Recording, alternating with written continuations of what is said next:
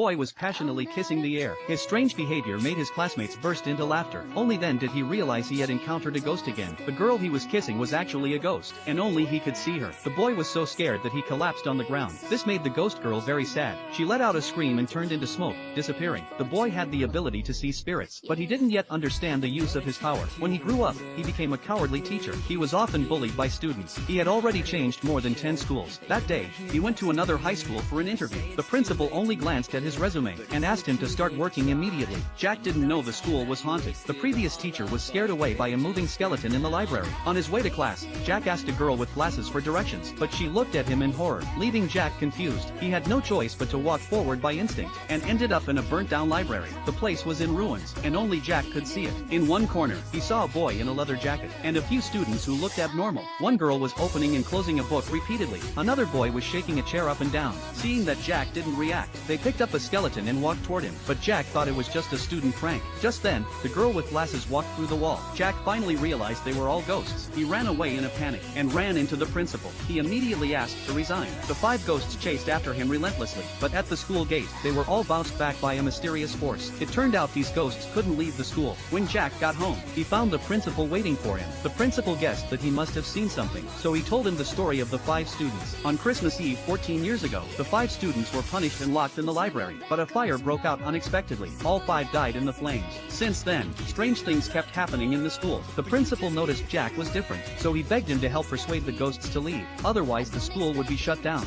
Looking at the sincere eyes of the beautiful principal, Jack agreed on the spot. He went to a psychologist to ask how to help lost souls, but not the living one. It was the one hanging behind him. The psychologist told Jack that after death, people turn into ghosts, usually because they have unfinished wishes. The reason these students refused to leave was probably because they hadn't graduated, so Jack had to find a way to help the 5 ghosts complete their final exams.